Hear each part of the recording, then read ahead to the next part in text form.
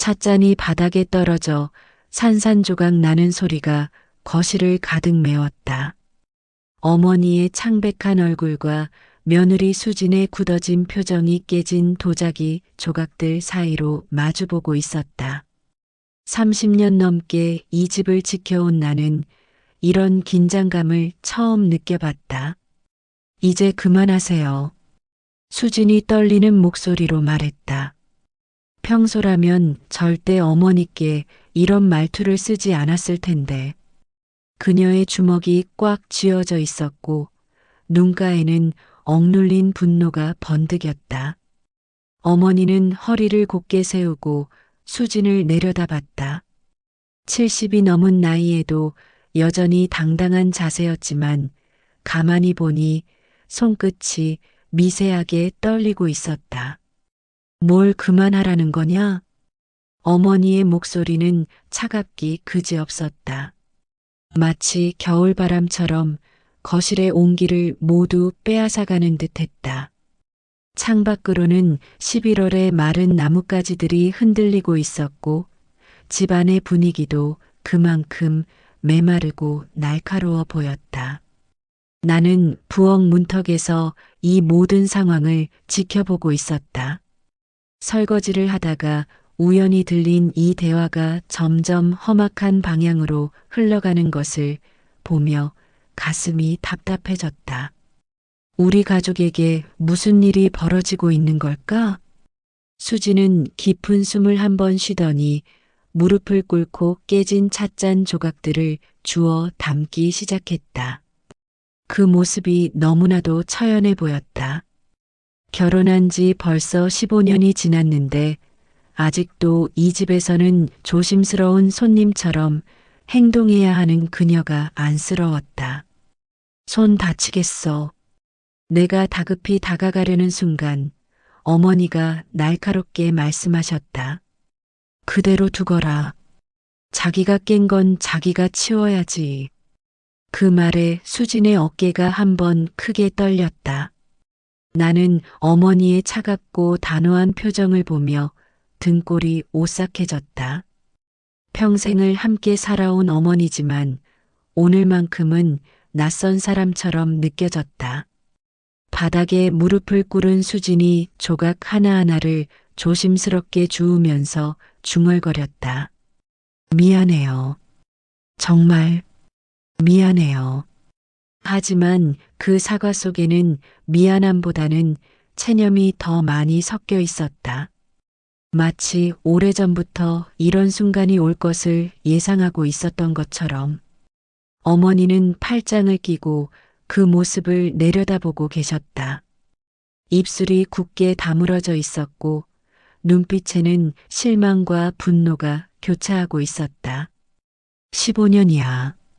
15년 동안 참고 또 참았는데 어머니의 말이 거실에 무겁게 깔렸다. 그 말 속에는 지난 세월에 대한 모든 불만과 서운함이 응축되어 있는 것 같았다. 수진이 고개를 들어 어머니를 바라봤다. 그녀의 눈에는 눈물이 고여 있었지만 떨어지지는 않았다. 마치 울음조차 허락받지 못한 사람처럼.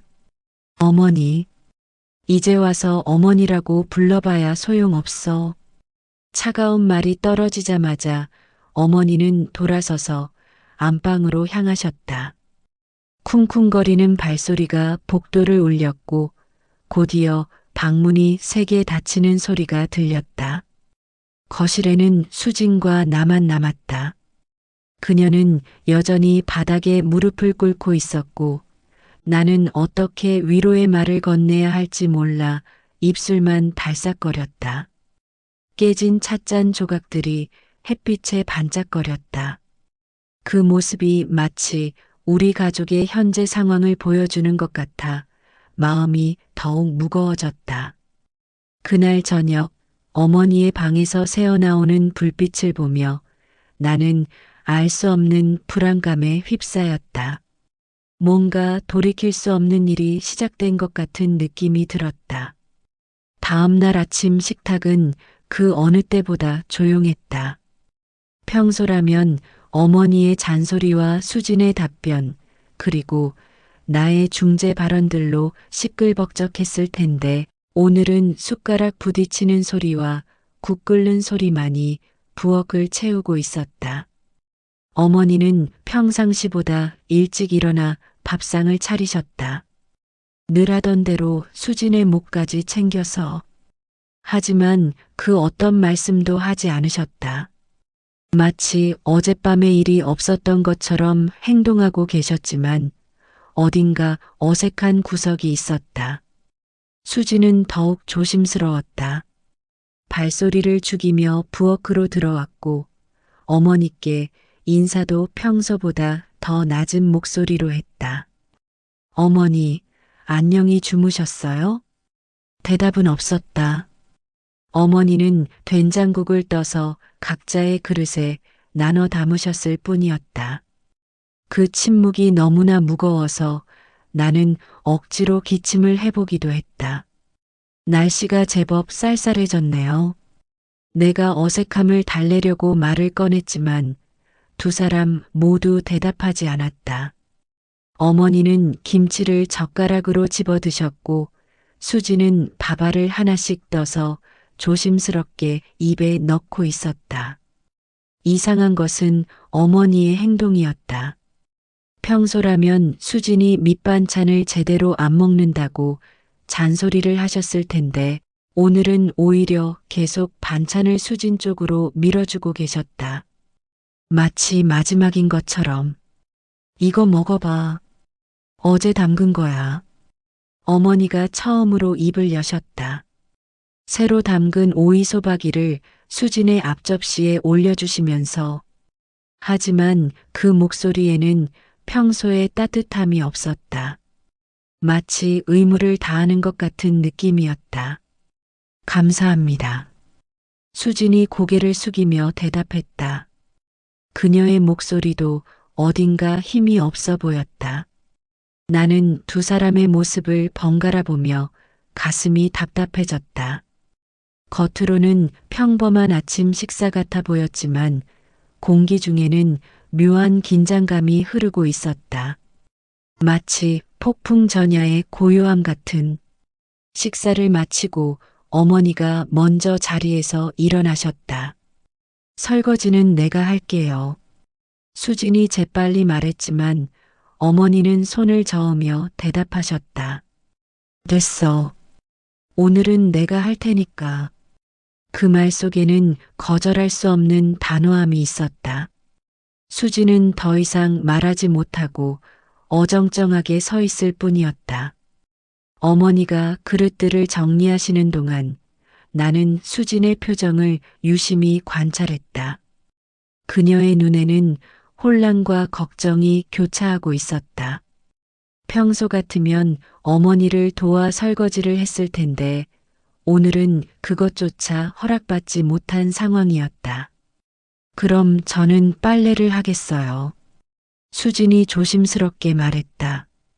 그것도 됐어. 오늘은 내가 다 할 테니까 너는 쉬어.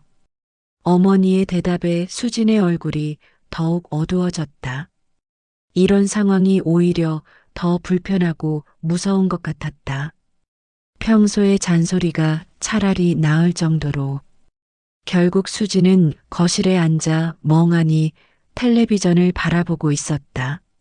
하지만 그녀의 시선은 화면에 집중되어 있지 않았다. 자꾸만 부엌 쪽을 힐끗힐끗 쳐다보며 불안해하고 있었다. 나는 이런 분위기가 도저히 참을 수 없어서 어머니께 다가갔다. 엄마, 무슨 일이에요? 왜 이렇게 조용해요? 별일 없어? 어머니는 설거지에만 집중하고 계셨다. 하지만 그릇을 씻는 손놀림이 평소보다 거칠어 보였다. 어제 일 때문인가요? 내 질문에 어머니의 손이 잠깐 멈췄다. 그리고는 깊은 한숨을 내쉬셨다. 15년이야. 15년 동안 이 집의 며느리로 살면서 어머니의 말이 중간에 끊어졌다. 무언가 말하고 싶지만 차마 입 밖으로 내뱉기 어려운 것들이 많아 보였다. 엄마가 너무 예민하게 받아들이시는 거 아닌가요? 예민하다고? 어머니가 갑자기 돌아보시며 나를 바라봤다. 그 눈빛에는 서운함과 분노가 동시에 들어 있었다. 너는 모르는 일이야. 겉으로 보는 게 다가 아니거든. 그 말을 남기고 어머니는 다시 설거지에 집중하셨다. 하지만 나는 그 말 속에 숨겨진 뭔가가 있다는 것을 느꼈다. 거실에서는 수진이 여전히 불안한 표정으로 앉아 있었고 부엌에서는 어머니의 한숨 소리가 계속 들려왔다. 우리 집에 드리워진 이 어색한 침묵이 언제까지 계속될지 알 수 없었다. 그날 오후 수진이 나지막이 중얼거리는 소리를 들었다. 이제 정말 끝인 걸까? 그 말에는 체념과 두려움이 동시에 섞여 있었다. 나는 그때 처음으로 이 상황이 단순한 시어머니와 며느리의 다툼이 아닐 수도 있다는 생각이 들었다.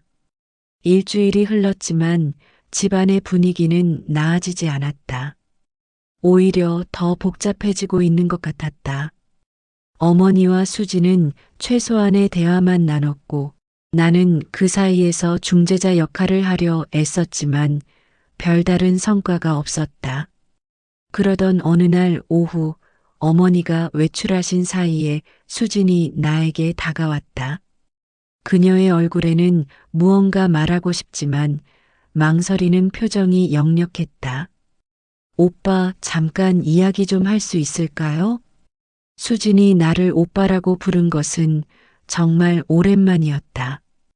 결혼 초기에는 자연스럽게 그렇게 불렀는데 언제부턴가 형님이라고 격식을 차려 부르게 되었었다. 우리는 거실 소파에 마주 앉았다. 수지는 한참 동안 손가락을 비비적거리며 말을 시작하지 못했다. 창밖으로는 11월의 차가운 바람이 낙엽들을 휘날리고 있었고 집안은 고요했지만 어딘가 무거운 긴장감이 감돌고 있었다. 사실은 수진이 입을 열었다가 다시 멈췄다. 그녀의 눈에는 눈물이 고이기 시작했다. 어머니가 알고 계세요. 뭘 알고 계시는데? 나는 점점 불안해지는 마음을 억누르며 물었다. 수지는 깊은 숨을 쉬고 나서야 대답했다. 제가 3년 전에 다른 사람을 만난 적이 있어요. 그 말에 나는 충격을 받았다. 온몸의 피가 거꾸로 도는 것 같은 느낌이었다. 다른 사람이라니. 사랑한 건 아니었어요. 정말이에요. 그냥 너무 외롭고 힘들어서. 수진의 목소리가 떨리기 시작했다. 그녀는 고개를 숙인 채 계속 말을 이어갔다. 준수 형이 야근이 잦아지면서 집에 오는 날이 거의 없어졌잖아요. 어머니는 계속 손자를 재촉하시고 저는 그 압박감을 견딜 수가 없었어요. 나는 무언가 말을 해야 할 것 같았지만 입에서는 소리가 나오지 않았다. 이런 고백을 들을 준비가 전혀 되어 있지 않았다. 회사 동료였어요. 그 사람도 비슷한 처지였고 서로 위로를 받고 싶었을 뿐이에요. 그런데 어머니가 어떻게? 모르겠어요. 하지만 분명히 알고 계세요. 3년 동안 저를 보시는 눈빛이 달랐거든요. 처음에는 제가 예민해서 그런 줄 알았는데 수진이 고개를 들어 나를 바라봤다. 그녀의 얼굴은 창백했고 눈가에는 진한 다크서클이 자리 잡고 있었다. 어젯밤에 어머니가 제 방에 오셨어요. 그리고 이상한 말씀을 하셨어요. 어떤 말씀을? 15년 동안 참고 살았는데 이제는 더 이상 못 참겠다고 하시면서 내가 한 일을 준수가 알면 어떻게 될까라고 물으시더라고요. 나는 등골이 오싹해지는 느낌을 받았다. 어머니가 정말로 알고 계신다면 왜 지금까지 가만히 계셨을까? 그리고 왜 지금에 와서 이런 말씀을 하시는 걸까? 혹시 증거라도 있으시는 건가? 그건 모르겠어요. 하지만 어머니의 표정을 보면 확신하고 계시는 것 같아요. 수지는 손수건으로 눈물을 닦으며 말을 이어갔다. 사실 그 일은 정말 짧게 끝났어요. 2달 정도였고 그 이후로는 완전히 정리했어요. 그 사람도 다른 곳으로 이직했고 아무도 모르는 일이라고 생각했는데 나는 머리가 복잡해졌다. 한편으로는 수진의 실수를 이해할 수 있었다. 준수는 정말로 집에 없는 날이 많았고 어머니의 압박은 날이 갈수록 심해지고 있었으니까. 하지만 다른 한편으로는 이런 일이 우리 가족에게 생겼다는 사실 자체가 충격이었다. 준수는 모르고 있지? 당연히 모르죠. 그리고 앞으로도 모르게 하고 싶어요. 제발. 수진의 목소리에는 간절함이 담겨 있었다. 하지만 이미 어머니가 알고 계신다면 이 비밀을 얼마나 더 지킬 수 있을지 의문이었다. 어머니가 준수한테 말씀하실까? 그게 제일 무서워요. 어머니는 분명히 계획이 있으실 거예요. 왜 3년 동안 가만히 계시다가 지금에 와서 수진의 말이 중간에 끊어졌다. 현관문이 열리는 소리가 들렸기 때문이다. 어머니가 돌아오신 것 같았다. 잠깐만. 나는 귀를 기울여 들어봤다. 발소리가 복도를 지나 부엌으로 향하고 있었다. 그리고 무언가를 정리하시는 소리가 들렸다. 수지는 재빨리 눈물을 닦고 자연스러운 표정을 만들려고 애쓰고 있었다. 하지만 그녀의 손은 여전히 떨리고 있었고 얼굴도 여전히 창백했다. 오빠, 제발 아무 말씀 마세요. 준수한테도. 제발이요. 수진의 간절한 부탁에 나는 고개를 끄덕일 수밖에 없었다. 하지만 마음 한구석에서는 이 모든 상황이 어떻게 흘러갈지에 대한 불안감이 점점 커지고 있었다. 부엌에서 어머니의 목소리가 들렸다. 수진아, 잠깐 이리 와봐. 그 목소리는 평소보다 더 차가웠다. 수진의 얼굴이 더욱 하얘졌고 나는 가슴이 두근거리기 시작했다. 뭔가 큰 일이 일어날 것 같은 예감이 들었다. 부엌으로 들어간 수진의 뒷모습이 작아 보였다. 나는 거실에 앉아 있으면서도 귀를 바짝 세우고 두 사람의 대화를 들으려고 했다. 하지만 처음에는 속삭이는 듯한 소리만 들릴 뿐이었다. 이게 뭐냐? 어머니의 목소리가 갑자기 높아졌다. 그 순간 무언가 바닥에 떨어지는 소리가 들렸다. 종이뭉치인지 아니면 다른 무언가인지. 나는 일어나서 부엌 쪽으로 다가갔다. 문틈으로 살짝 들여다보니 어머니가 수진 앞에 서서 뭔가를 들고 계셨다. 그것은 사진처럼 보였다. 이 사진을 어떻게 설명할 거냐? 어머니의 목소리에는 분노와 실망이 동시에 들어 있었다. 수진은 그 자리에서 얼어붙은 듯 움직이지 못하고 있었다. 어머니, 그게 3년 동안 이걸 보고 있었다. 매일 밤 잠들기 전에 이 사진을 보면서 참았어. 우리 준수를 위해서, 이 집을 위해서. 어머니의 목소리가 떨리기 시작했다. 분노 때문인지 아니면 슬픔 때문인지 알 수 없었다. 나는 더 이상 숨어서 들을 수 없었다. 부엌으로 들어가니 바닥에 여러 장의 사진들이 흩어져 있었다. 그 중 하나를 보는 순간 나는 숨이 막힐 뻔했다. 수진이 낯선 남자와 함께 찍은 사진이었다. 카페에서 마주 앉아 웃고 있는 모습이었는데 분명히 단순한 동료 사이의 사진은 아니어 보였다. 두 사람의 표정과 자세에서 특별한 감정이 느껴졌다. 어머니, 이건 조용히 해. 이건 내가 끼어들 일이 아니야. 어머니가 나를 향해 날카롭게 말씀하셨다. 그리고 다시 수진을 바라보셨다. 3년 전 10월 15일 강남역 근처 카페에서 이 사진 한 장으로도 충분하지 않을까? 수진의 얼굴에서 마지막 남은 혈색마저 사라졌다.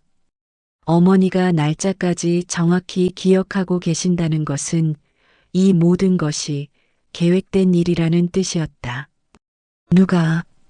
누가 이 사진을? 그건 중요하지 않아. 중요한 건 내가 이 집의 며느리면서 다른 남자와 이런 짓을 했다는 거야. 어머니의 말에 수진이 무릎을 꿇었다. 완전히 항복하는 자세였다. 어머니, 정말 죄송해요. 변명의 여지가 없어요. 하지만은 없어. 15년 동안 이 집에서 뭘 먹고 살았는데. 어머니의 목소리가 집 전체에 울려 퍼졌다. 나는 이런 어머니를 본 적이 없었다. 평소에도 엄격하셨지만 오늘은 완전히 다른 사람 같았다. 그동안 내가 얼마나 참았는 줄 알아? 손자 못 낳는 것도 참았고, 집안일 제대로 못하는 것도 참았고, 준수 뒷바라지 못하는 것도 다 참았어. 어머니의 말이 계속 이어졌다. 3년 동안 쌓인 모든 감정이 한꺼번에 터져 나오는 것 같았다.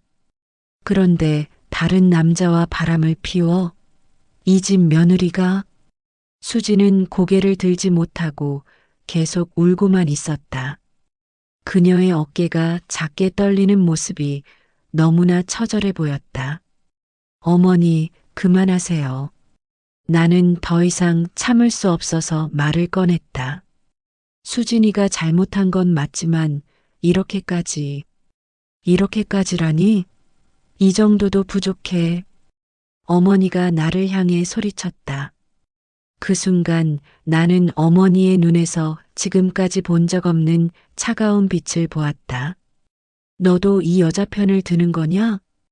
편을 드는 게 아니라. 그럼 뭐야? 내 형수가 바람을 피운 걸 알고도 가만히 있으라는 거야? 어머니의 말에 나는 할 말을 잃었다. 정말로 수진이 잘못한 일이었고 어머니의 분노도 이해할 만했다. 하지만 이렇게 몰아세우는 것이 과연 옳은 일인지 의문이 들었다. 어머니께서는 준수한테 이 일을 말씀하실 건가요? 수진이 떨리는 목소리로 물었다. 그건 내가 결정할 일이야. 어머니의 대답은 단호했다. 그리고 사진들을 다시 주워 담으시면서 말씀하셨다. 일주일 줄 테니까 내가 직접 준수한테 말해. 그렇지 않으면 내가 말할 거야. 어머니, 제발은 3년 전에 했어야지. 이제 와서 제발이 무슨 소용이야? 어머니는 사진들을 들고 부엌을 나가셨다. 그 뒷모습이 너무나도 결연해 보였다. 마치 더 이상 물러설 생각이 전혀 없다는 듯이. 부엌에는 수진과 내가 남았다. 그녀는 여전히 바닥에 앉아서 울고 있었고 나는 어떻게 위로해야 할지 몰라 그저 서 있을 뿐이었다. 오빠, 이제 정말 끝인가 봐요. 수진의 말에 나는 가슴이 먹먹해졌다. 한순간의 실수가 15년의 결혼 생활을 무너뜨리려 하고 있었다. 그날 밤 나는 잠을 이룰 수 없었다. 내일부터 이 집에는 어떤 일들이 펼쳐질지, 그리고 우리 가족은 어떻게 될지, 모든 것이 불안하기만 했다. 일주일이라는 시간이 이렇게 빨리 흘러갈 줄 몰랐다. 매일이 마치 시한폭탄을 안고 사는 것 같았다. 수지는 점점 말수가 줄어들었고 어머니는 오히려 평소보다 더 부지런히 집안일을 하셨다. 마치 곧 떠날 사람처럼. 준수는 여전히 아무것도 모르고 있었다. 야근이 잦은 그는 집안의 미묘한 변화를 눈치채지 못하는 것 같았다. 아니, 어쩌면 일부러 외면하고 있는 건지도 모른다. 남편으로서의 직감이 전혀 없을 리는 없을 텐데. 형, 요즘 집 분위기가 좀 이상하지 않아? 목요일 저녁 늦게 들어온 준수가 나에게 물었다. 그는 맥주 한 캔을 따서 거실 소파에 털썩 앉았다. 얼굴에는 피로가 역력했다. 무슨 말이야? 나는 일부러 모르는 척했다. 수진과의 약속 때문이기도 했지만 정말로 어떻게 말해야 할지 몰랐다. 엄마랑 수진이가 거의 말을 안 해. 전에는 그래도 이런저런 얘기를 했는데 준수는 맥주를 한 모금 마시며 천장을 바라봤다. 회사 일이 너무 바빠서 집에 신경을 못 썼나 싶어서 미안하더라고. 그 말을 듣는 순간 가슴이 아팠다. 준수는 자기가 잘못했다고 생각하고 있었다. 정작 진실은 그와 정반대인데.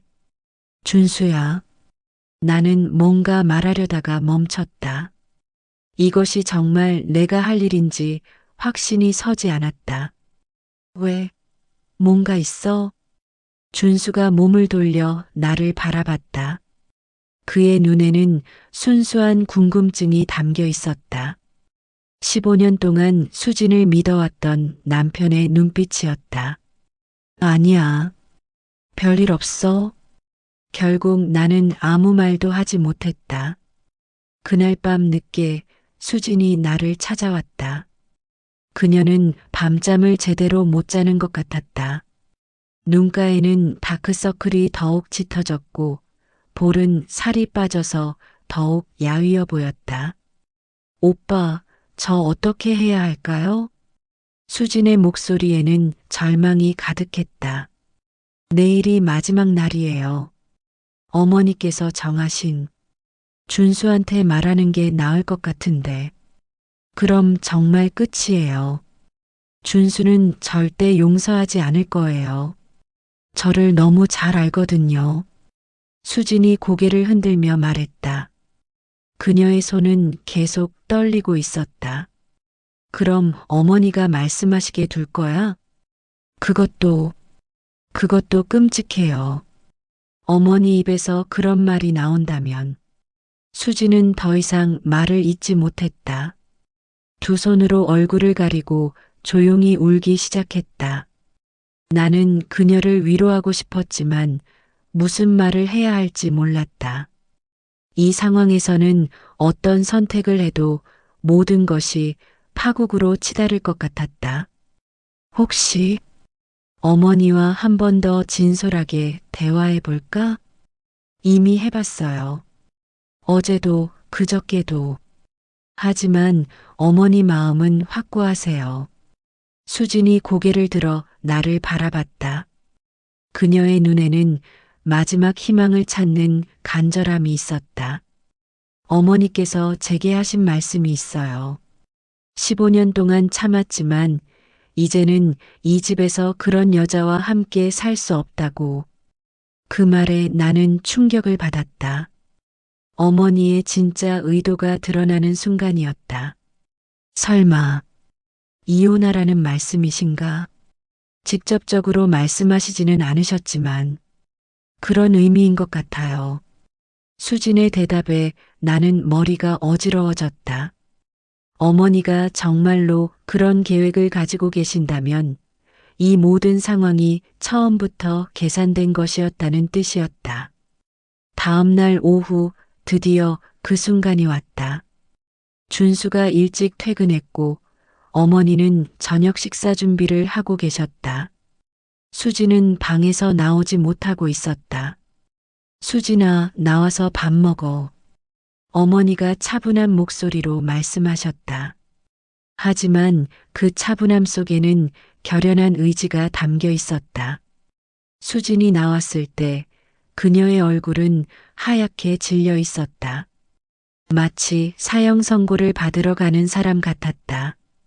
식탁에 앉은 우리 가족의 모습은 평소와 다를 바 없어 보였지만 공기는 숨이 막힐 정도로 무거웠다.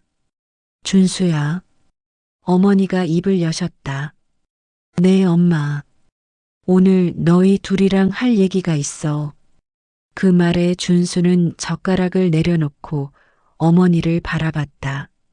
수지는 고개를 푹 숙인 채 떠는 손으로 물컵을 잡고 있었다. 무슨 얘기인데요? 먹고 나서 하자. 밥부터 먹어. 어머니의 말에 우리는 억지로 밥을 먹기 시작했다. 하지만 그 누구도 제대로 먹지 못했다. 준수조차 뭔가 심상치 않다는 것을 느끼는 것 같았다. 식사가 끝나고 어머니가 천천히 일어나셨다. 거실로 가자. 그 한마디에 우리 가족의 운명이 결정될 것이라는 걸 모두가 느끼고 있었다. 수진의 얼굴에서는 마지막 희망마저 사라져가고 있었다. 거실에 앉은 우리 가족은 마치 법정에 선 것 같았다.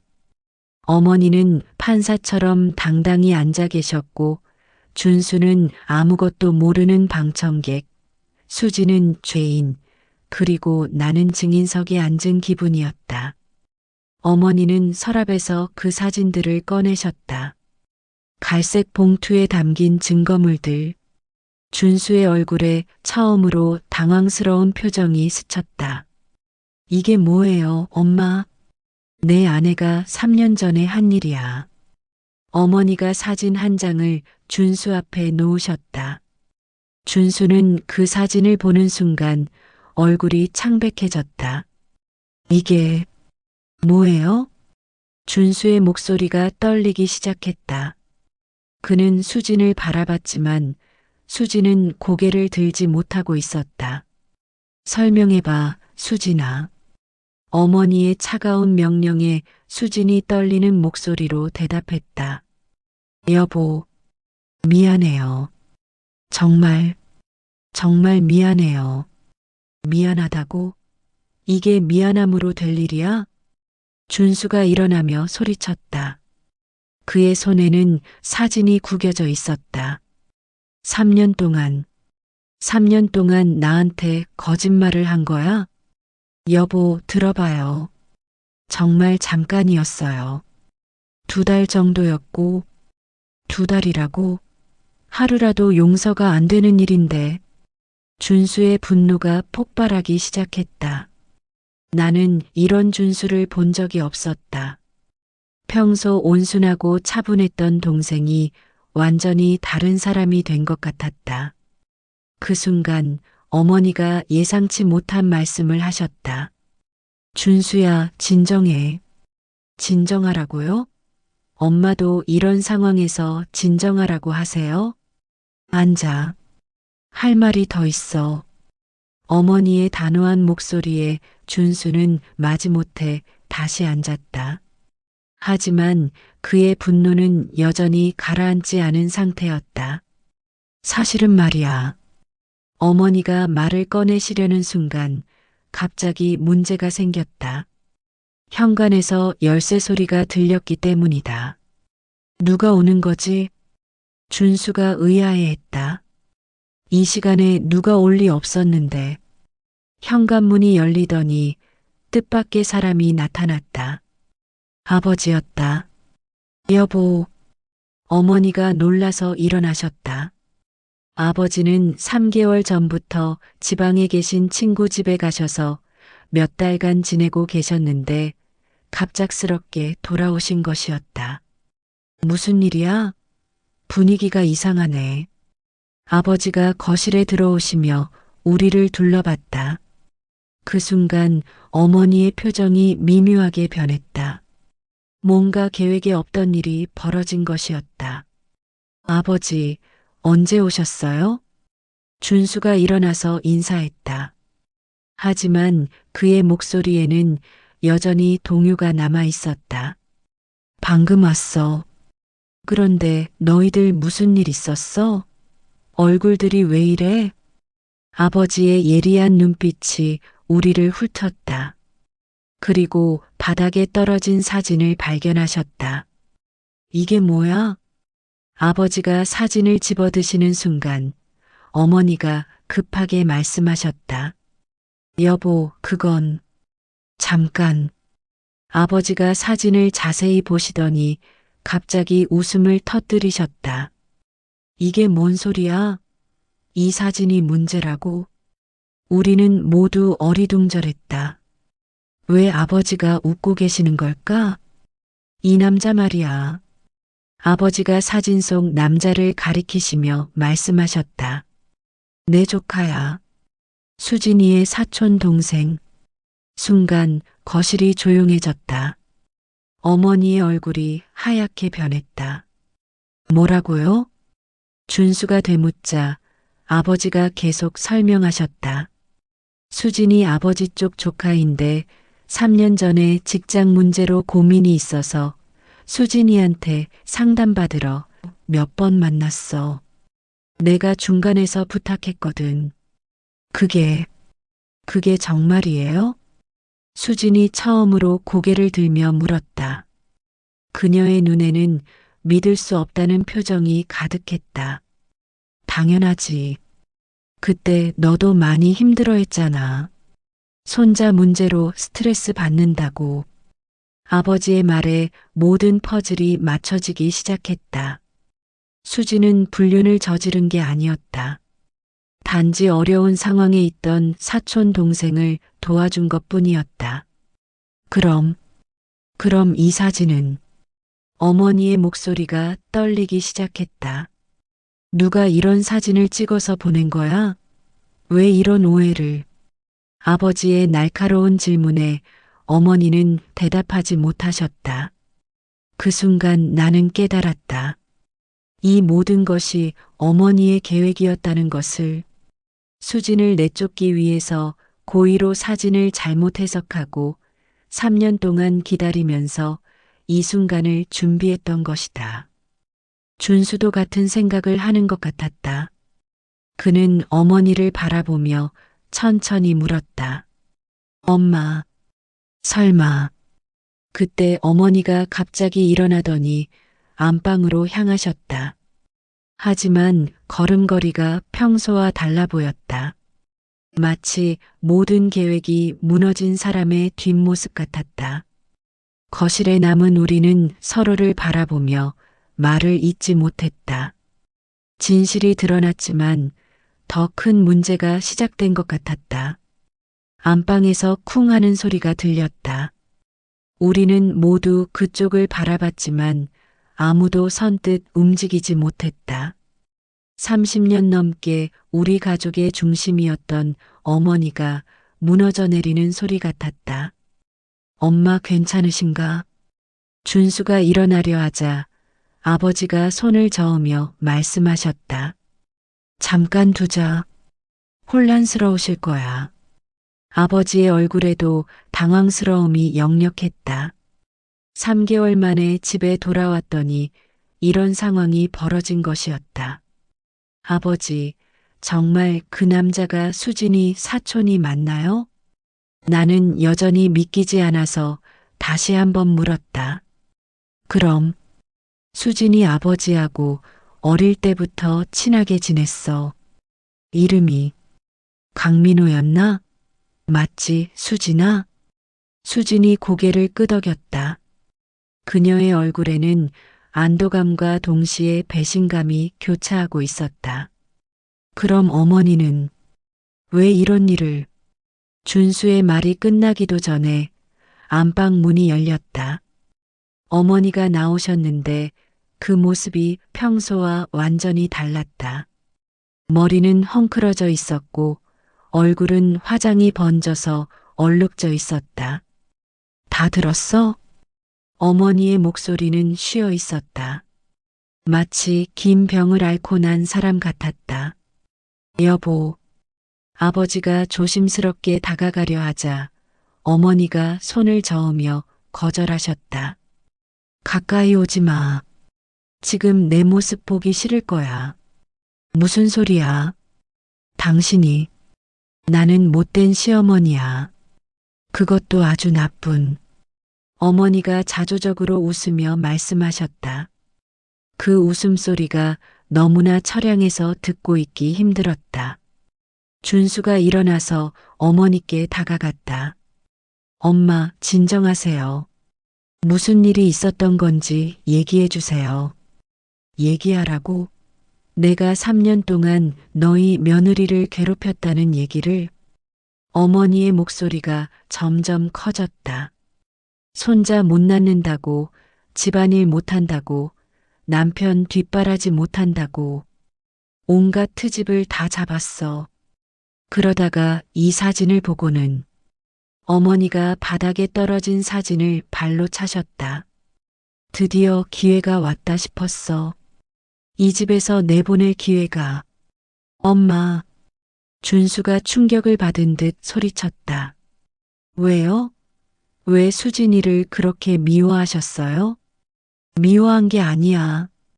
어머니가 갑자기 소리를 지르셨다. 그 소리에 집 전체가 울렸다.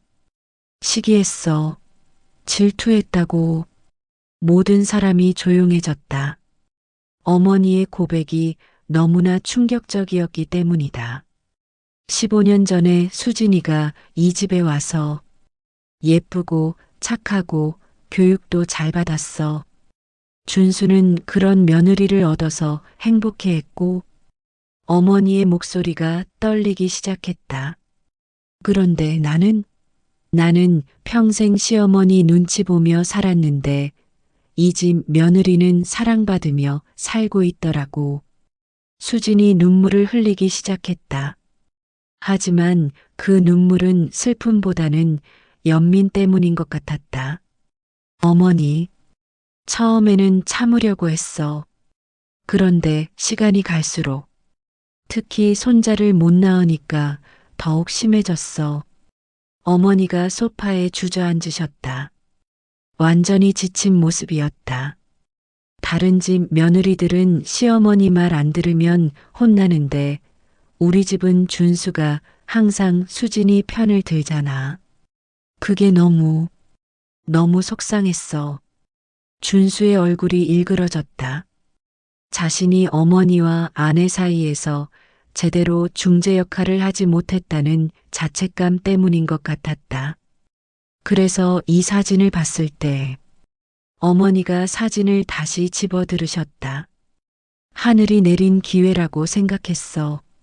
드디어 이 집에서 내보낼 수 있다고. 하지만 엄마도 알고 계셨잖아요. 그 남자가 누군지. 내가 참지 못하고 물었다. 몰랐어. 정말 몰랐어. 어머니가 고개를 저으셨다. 누군가 익명으로 사진을 보내왔거든. 당신 내 며느리가 바람 피운다는 쪽지와 함께. 누가요? 모르겠어.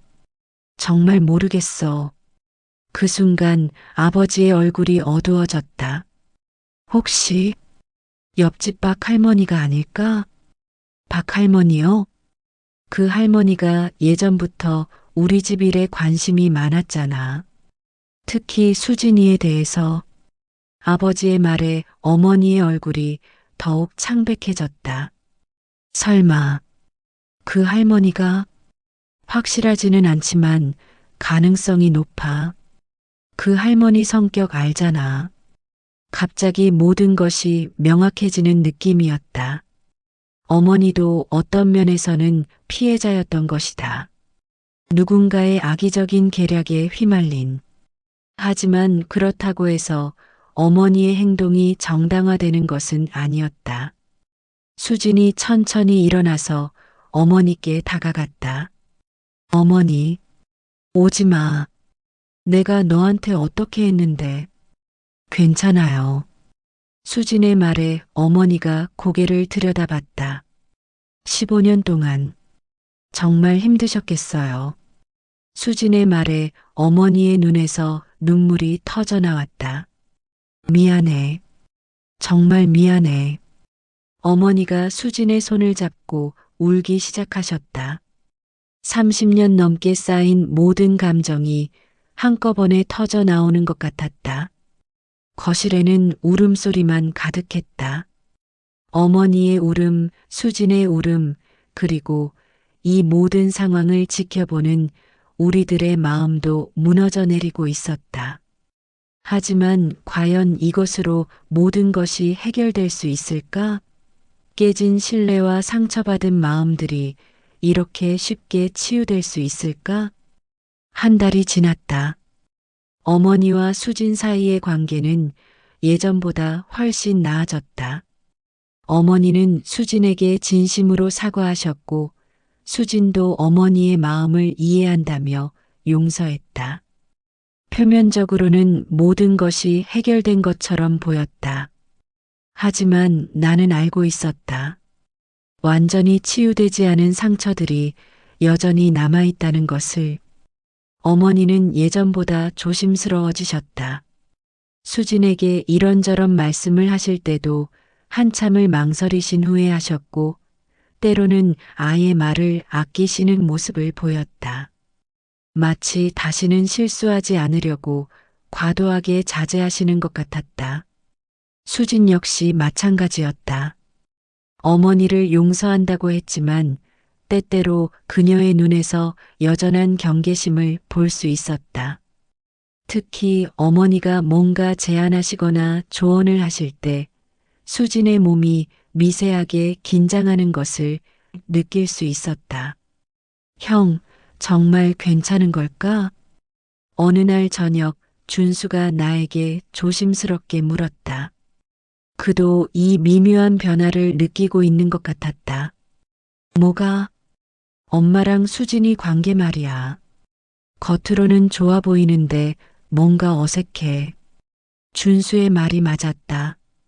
우리 집은 이전보다 조용해졌다. 어머니의 잔소리도 수진의 불평도 사라졌지만 대신 어색한 정중함이 자리 잡았다.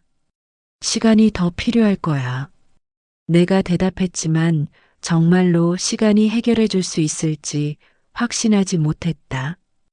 그날 밤 나는 부엌에서 물을 마시다가 우연히 어머니와 아버지의 대화를 들었다. 여보, 내가 너무 심했나? 어머니의 목소리였다. 평소보다 작고 불안해 보였다. 이미 지나간 일이야. 후회해도 소용없어. 아버지의 대답은 냉정했다. 평소의 다정한 모습과는 달랐다. 그래도 혹시 수진이가 나중에 이 일을 잊지 못하고 그럼 그때 가서 생각하자.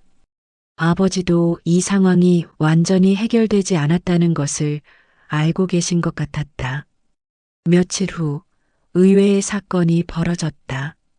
정말로 옆집 박 할머니가 그 사진을 보낸 장본인이라는 것이 밝혀진 것이다.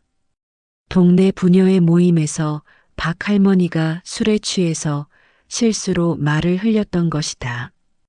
다른 할머니가 어머니께 알려드렸고 어머니는 그 사실을 알고 나서 며칠간 방에서 나오지 않으셨다. 15년 동안 이웃으로 지낸 사람이 어머니의 중얼거림을 들으며 나는 인간의 악의가 얼마나 무서운 것인지 새삼 깨달았다. 한 장의 사진과 악의적인 해석이 한 가족을 거의 파멸시킬 뻔했던 것이다. 박 할머니는 결국 이사를 갔다. 동네에서 눈총을 받기 어려워진 것이다. 하지만 그녀가 남긴 상처는 여전히 우리 집에 남아 있었다. 어느 날 오후 수진이 나에게 조용히 말했다. 오빠, 저 아이를 가졌을 것 같아요. 그 말에 나는 깜짝 놀랐다. 정말이야?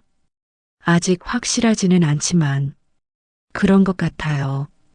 수진의 얼굴에는 기쁨과 동시에 불안함이 섞여 있었다. 어머니가 알면 얼마나 기뻐하실까. 그런데 걱정도 돼요. 혹시 또 실망시키게 되면. 수진의 말에서 아직도 어머니에 대한 두려움이 남아있다는 것을 알 수 있었다. 며칠 후 수진의 임신이 확인되었다. 어머니는 정말로 기뻐하셨지만 예전과는 다른 모습이었다. 과도한 관심을 보이지 않으려고 애쓰시는 모습이 오히려 더 어색해 보였다. 수진아, 몸 조심해야 해. 네, 어머니. 알고 있어요. 병원은 다니고 있지? 네, 정기검진 받고 있어요. 이런 대화들이 계속 이어졌다. 정중하고 조심스럽고 그래서 더욱 어색한 대화들. 나는 이런 분위기가 언제까지 지속될지 궁금했다. 정말로 시간이 모든 것을 해결해 줄 수 있을까? 어느 날 저녁 식탁에서 어머니가 갑자기 말씀하셨다. 수진아, 나한테 불만 있으면 언제든지 말해. 어머니, 진짜야. 예전처럼. 안 그래도 돼. 너무 조심스러워하지 말고. 그 말에 수진이 잠깐 망설이다가 대답했다. 어머니도 예전처럼 편하게 대해주세요. 이렇게 조심스러우시니까 저도 더 불편해요. 두 사람이 서로를 바라보며 미소를 지었다. 오랜만에 보는 자연스러운 미소였다. 그날 밤 나는 창밖을 바라보며 생각했다. 우리 가족의 위기는 지나갔지만 완전히 끝난 것은 아니다. 깨진 그릇을 접착제로 붙이면 다시 쓸 수는 있지만 금이 간 자국은 영원히 남는 것처럼. 하지만 어쩌면 그것도 괜찮을지 모른다. 완벽한 가족은 없으니까.